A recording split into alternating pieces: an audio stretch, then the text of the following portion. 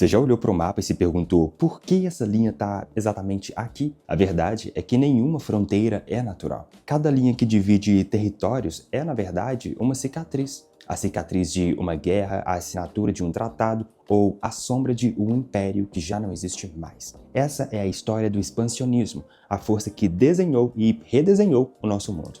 Toda grande expansão da história foi movida por um motor potente, alimentado por uma combinação de 3 combustíveis. O primeiro e mais óbvio é a busca por recursos, a força da economia ditando a busca por ouro, petróleo, terras férteis. Mas a ambição por recursos raramente vinha sozinha. Ela precisava de uma boa história, uma justificativa moral. E é aí que entra a ideologia, a crença de que um povo ou cultura tem a missão de civilizar os outros, servindo como desculpa para subjugar e dominar. E quando se tem a riqueza dos recursos e a justificativa da ideologia, o resultado inevitável é a demonstração de poder. O grande xadrez da geopolítica, onde territórios são conquistados para se proteger, garantir pontos estratégicos e projetar força no cenário global.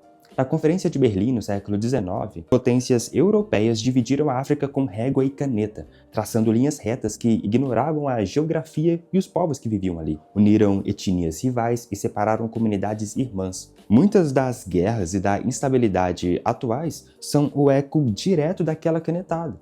Aqui mesmo, a formação de Minas Gerais é um exemplo perfeito disso. No início do século XVIII, essa região era um sertão selvagem, subordinado à vasta capitania de São Vicente e, na prática, à administração do Rio de Janeiro.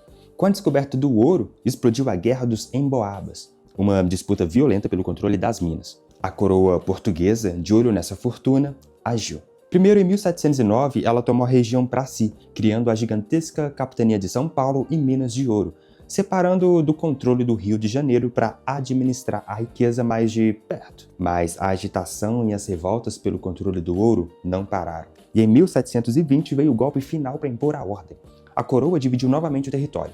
De um lado, uma capitania para São Paulo, do outro, criou a capitania de Minas Gerais, focada exclusivamente em fiscalizar a extração de ouro com mão de ferro. Uma combinação de ganância por recursos e a necessidade de impor poder literalmente desenhou a fronteira e deu origem ao nosso estado. A lição é que o mapa não é uma foto da realidade. Ele é um documento histórico, de poder. Ele não mostra o mundo como ele é, mas sim como os vencedores de disputas passadas decidiram organizá-lo.